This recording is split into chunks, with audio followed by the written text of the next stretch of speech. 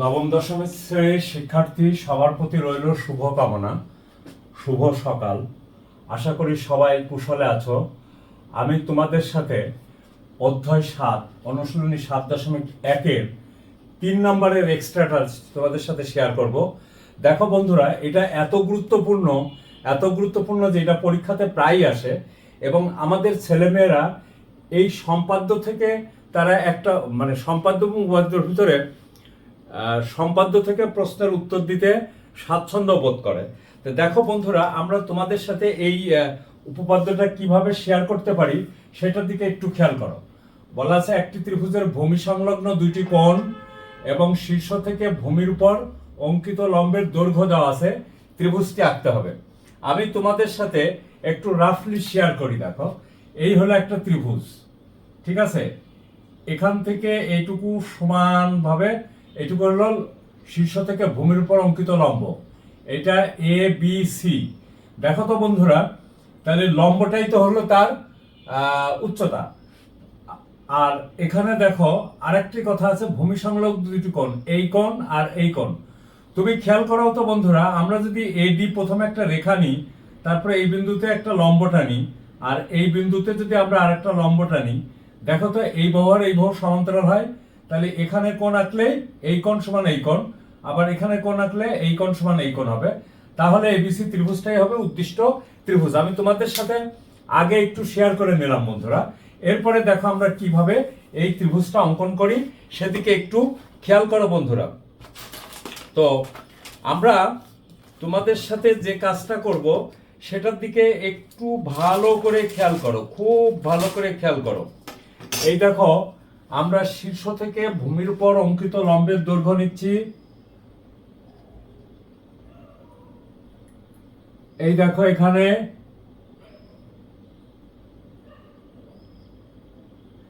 ঠিক আছে। আমি কলম দিয়ে আঁকছি, তোমরা কিন্তু কলম দিয়ে এঁকো না বন্ধুরা।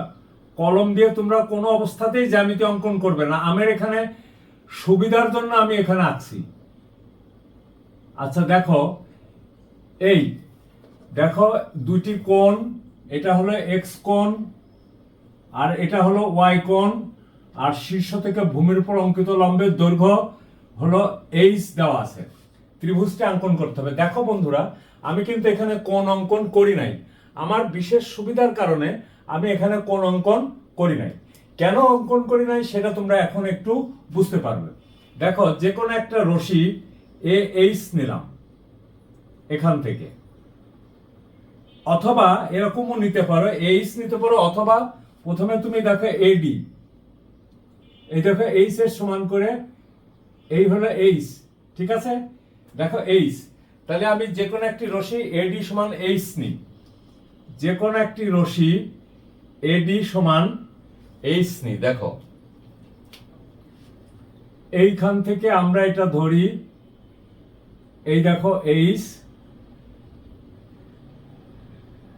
এই দেখো এডি সমান এইচ নিয়ে নিলাম, ঠিক আছে। এটা এ, এটা ডি, আর এখান থেকে এইটুকু হলো কার সমান করে নিলাম, এইচ এর সমান করে নিলাম। এখন দেখো বন্ধুরা, আমরা এখানে এই যে এক্স কোণ, আমি এখনো আঁকি নাই, বিশেষ কারণে আঁকি নাই, সেটার দিকে একটু খেয়াল করো। এ বিন্দুতে আমরা প্রথমে আগে একটা লম্ব এঁকে নিই, ঠিক আছে বন্ধুরা। লম্ব কিভাবে আঁকতে হয় তা তো জানো। শীর্ষ থেকে যে কোনো বিন্দুতে কিভাবে লম্ব অঙ্কন করতে হয় তা তোমরা নিশ্চয়ই জানো। এই দেখো, আমার একটু কষ্ট হচ্ছে,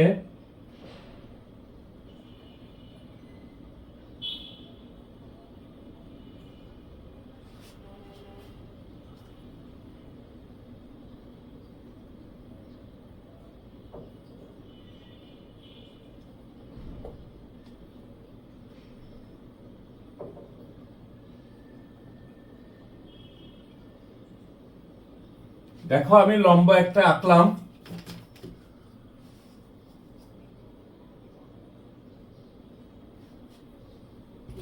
একটা একটা করে আঁকি।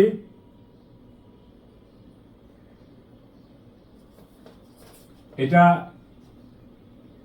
পি এ কিউ লম্ব আঁকলাম, ডি বিন্দুতে দেখো আরো একটা লম্ব অঙ্কন করব, অর্থাৎ পি কিউ এর সমান্তরাল হবে।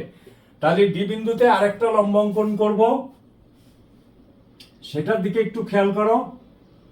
লম্ব অঙ্কন কোনো কঠিন ব্যাপার না, কিন্তু আমার এখানে বোর্ডের উপর রাখতে হচ্ছে তো, যার ফলে আমার জন্য এখানে একটু কঠিন হয়ে যাচ্ছে। দেখো বন্ধুরা, হয়তো আমার মাথার সাহায্যে তোমরা দেখতে পাচ্ছ না, চেষ্টা করছি যাতে তোমরা দেখতে পারো। আচ্ছা, এরপরে দেখো বন্ধুরা, আমরা এখানে এটা একটু বড় ছোট করে নিলে কিছু যায় আসে না। আমি লম্ব অঙ্কন করছি।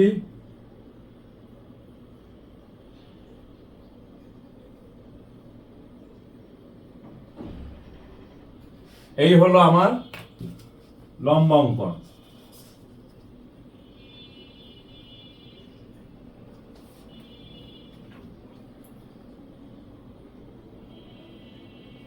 আচ্ছা দেখো বন্ধুরা, পি এ কিউ আর হলো নাম দিয়ে দাও পি এ কিউ, আর এম ডি এন দাও, এম ডি এন। এই নাম দেওয়াটা তোমার ইচ্ছা, এটা কোনো ফ্যাক্টর না বন্ধুরা, তুমি যে নাম দিবা সেই নামটাই লিখবা। আচ্ছা, তারপরে দেখো আমি এ বিন্দুতে একটা কোণ অঙ্কন করছি। এই দেখো কোণ অঙ্কন করছি, কার সমান করে? এক্স এর সমান করে। আমি একবারে নিলে আমার সুবিধাটা হবে এই যে অঙ্কনে ভুল হওয়ার সম্ভাবনাটা কম থাকবে বন্ধুরা। এই দেখো এখানে নিলাম, এরপরে দেখো এখান থেকে এইটুকু কেটে নিলাম। আবার দেখো এবার ওয়াই বিন্দুতে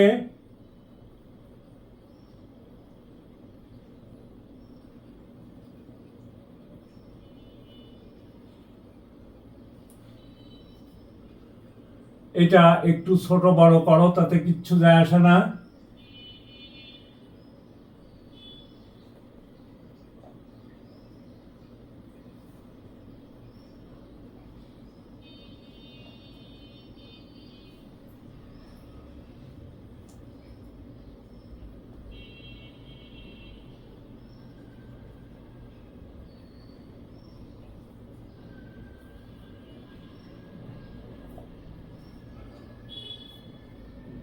এই তাহলে এখন এটা আমরা যোগ করে দিই। এই দেখো এখানে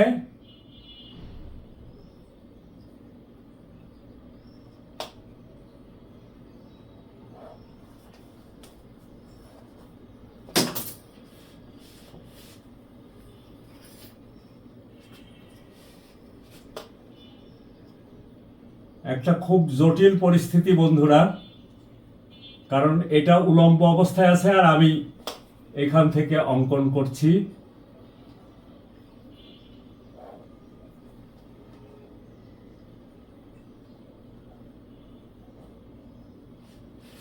এটাই এভাবে দিলে কালি শুকিয়ে যায়।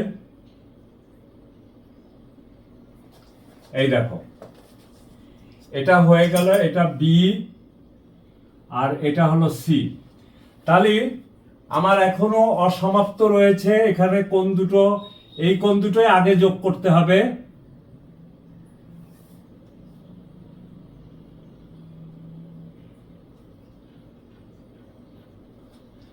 যদিও আমি একটু উল্টা পদ্ধতিতে আঁকলাম চিত্রটা মোটামুটি অ্যাকুরেট করার কারণে।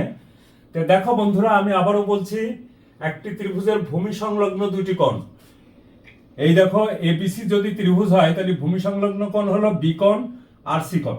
এখন বি কোণ আর সি কোণ কিভাবে হলো সেটা আমরা একটু পরে যখন প্রমাণ করব তখনই বুঝতে পারবো। শীর্ষ থেকে ভূমির পর অঙ্কিত লম্বের দৈর্ঘ্য দেওয়া আছে, ত্রিভুজটা আঁকতে হবে। দেখো বন্ধুরা, আমরা তাহলে এখানে একটু অঙ্কনটা করে ফেলি। তাহলে বিশেষ নির্বাচন,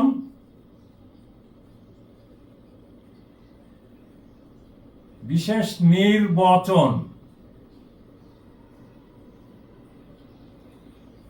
বিশেষ নির্বাচনটা লেখার সময় তোমরা খেয়াল করো বন্ধুরা, কোনো ধরনের মুখস্থ করার প্রবণতা যেন তোমাদের ভিতরে না থাকে। এই দেখো একটি ত্রিভুজের ভূমি সংলগ্ন দুইটি কোণ, তাহলে আমি লিখি, মনে করি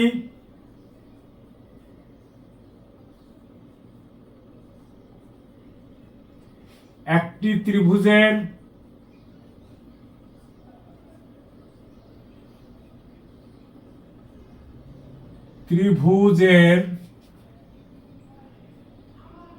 ভূমি সংলগ্ন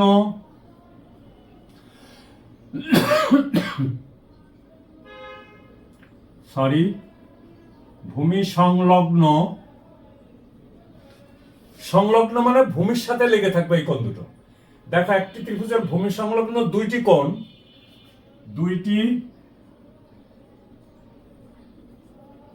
কোণ যথাক্রমে, আমি খালি যথাক্রমে কথাটা যোগ করেছি, যথাক্রমে এক্স কোণ ও ওয়াই কোণ, এবং আবার কি দেখো, এবং শীর্ষ থেকে ভূমির উপর অঙ্কিত লম্ব। তো লিখে ফেলো, শীর্ষ থেকে ভূমির উপর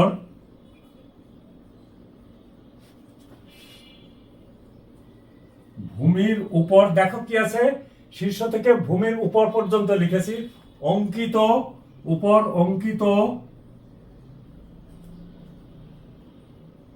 কোয়ের তেলে কই ভাসতেছি বন্ধুরা, অঙ্কিত লম্বের দৈর্ঘ্য এইচ দেওয়া আছে।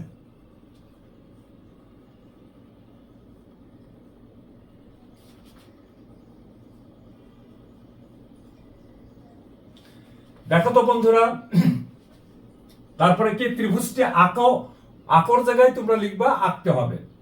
ত্রিভুজটি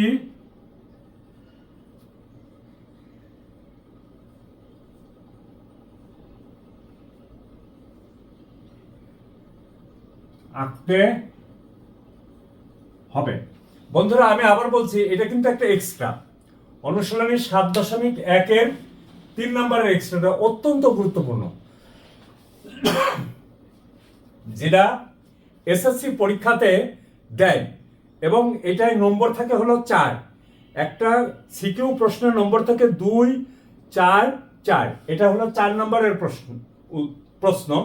তাহলে দেখো আমরা বিশেষ নির্বাচনটা কি করলাম, কিছুই করি নাই, একটি ত্রিভুজের আগে শুধু মনে করি কথাটা যোগ করে দিছি।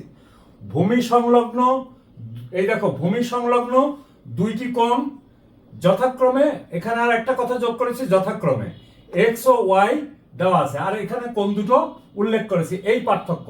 আর তাছাড়া দেখো হুবহু সাধারণ নির্বাচন, এবং শীর্ষ থেকে ভূমির উপর অঙ্কিত লম্বের দৈর্ঘ্য এইচ দেওয়া আছে, ত্রিভুজটি আঁকতে হবে। তো দেখো বন্ধুরা, এবার আমরা অঙ্কন করি। অঙ্কন করতে যে আমরা কি করব সেদিকে একটু খেয়াল করো। অঙ্কন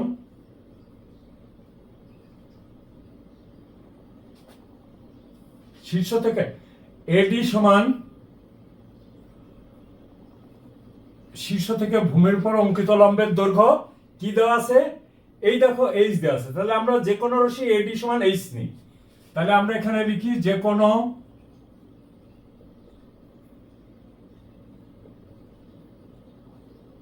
রশ্মি বা যে কোনো রেখা, আমরা এটা এখানে কাজ করি, রশ্মি দেওয়ার দরকার নেই, যে কোনো রেখা এডি সমান এইচ নিই। দেখো বন্ধুরা, এই দেখো এডি, এই এডি ইজ ইকুয়াল টু এই দেখো এইচ, তাই আমি লিখলাম যে কোনো রেখা এডি সমান এইচ নিই। এ ও এ বিন্দু দিয়ে, না দেখো এ বিন্দুতে পি এ কিউ, এ বিন্দুতে পি এ কিউ লম্ব আঁকি। আচ্ছা আমি এক কাজ করি, পি এ লম্ব আঁকি,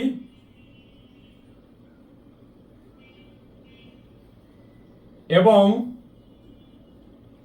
পি এ কে কিউ পর্যন্ত বর্ধিত করি,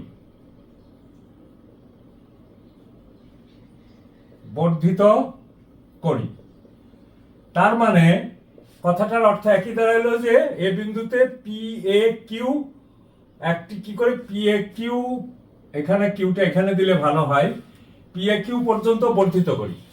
তারপরে দেখো ডি বিন্দু দিয়ে কি করতেছি, এম ডি এন, ডি বিন্দু দিয়ে আমরা এক কাজ করি, পি এ কিউ সমান্তরাল এম ডি এন আঁকি। আসলে বন্ধুরা সমান্তরাল আঁকা মানে কি, এখানে লম্ব এঁকেছে এখানেও লম্ব আঁকবা, তাহলেই তো সমান্তরাল হয়ে যাবে, তাই না? লম্ব আঁকি। এবার দেখো এ বিন্দুতে কি করব বন্ধুরা, পি এ বি সমান এক্স কোণ এবং কিউ এ সি সমান ওয়াই কোণ, এক্স কোণ এবং এটা হলো ওয়াই কোণ আঁকি। যেন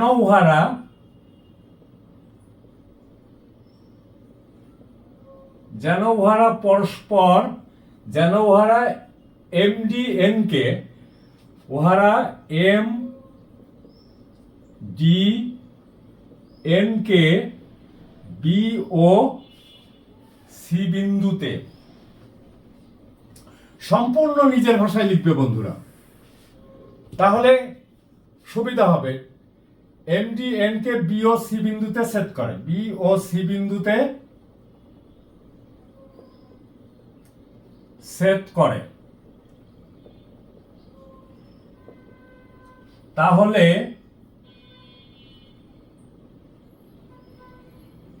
এবিসি ত্রিভুজ ই উদ্দিষ্ট ত্রিভুজ, এবিসি ত্রিভুজই উদ্দিষ্ট ত্রিভুজ। দেখো বন্ধুরা আমি আবারও তোমাদের সাথে আবার একটু শেয়ার করি। দেখো প্রথমে আমাদের কি দেওয়া আছে, ত্রিভুজের ভূমি সংলগ্ন দুইটি কোণ। তো ত্রিভুজের ভূমি সংলগ্ন দুইটি কোণ দেখো এক্স এবং ওয়াই, এবং শীর্ষ থেকে ভূমির উপর অঙ্কিত লম্বের দৈর্ঘ্য দেখো এইচ দেওয়া আছে। তাহলে আমরা ত্রিভুজটি আঁকবো। তাহলে দেখো যে কোনো রশ্মি এডি সমান এইচ নিই, এ বিন্দুতে পি এ লম্ব আঁকি এবং পি এ এবং উহাকে পি এ কিউ পর্যন্ত বর্ধিত করি। আমি এই জায়গাটা এইটুকু লিখলে বোধহয় ভালো হয়, এবং উহাকে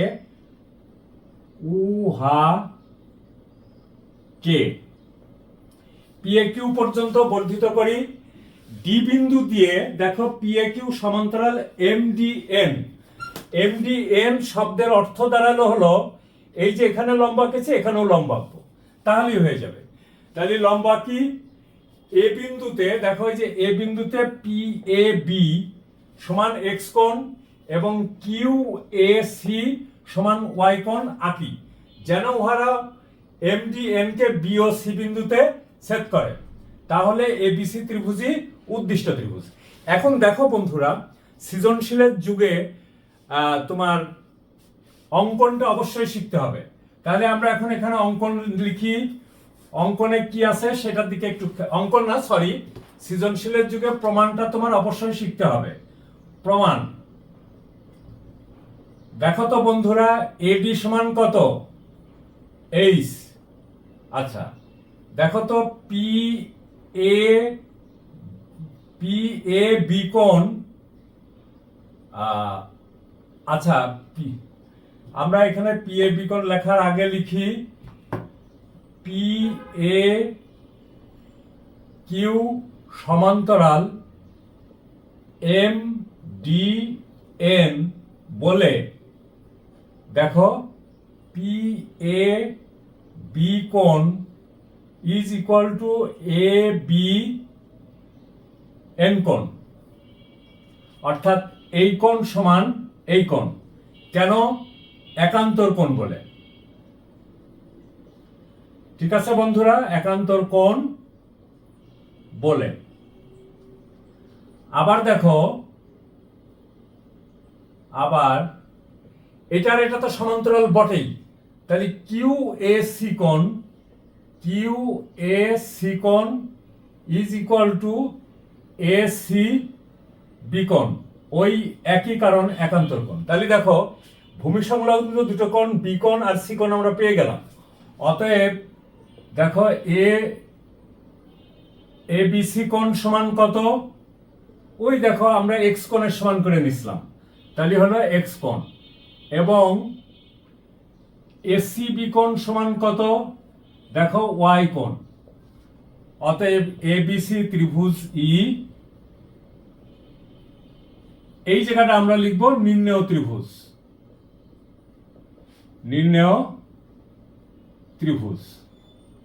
তাহলে বন্ধুরা দেখো আমাদের কোনো সমস্যা হলো কি? আমাদের কোনো সমস্যা হলো না। আমরা বুঝবো, মস্তিষ্কে ধারণ করব, দেন আমরা প্র্যাকটিস করব, তাহলে দেখবে কোনো সমস্যা হবে না। সবাই ভালো থাকো, সুস্থ থাকো বন্ধুরা। এই সম্পাদ্যগুলি একে অপরের ভিতরে শেয়ার করবে, কমেন্ট করবে এবং সবার প্রতি রইল শুভকামনা। যখন ভিডিওটা দেখবে তখন পুরাটা দেখো, টেনে টেনে দেখো না। থ্যাংক ইউ বন্ধুরা।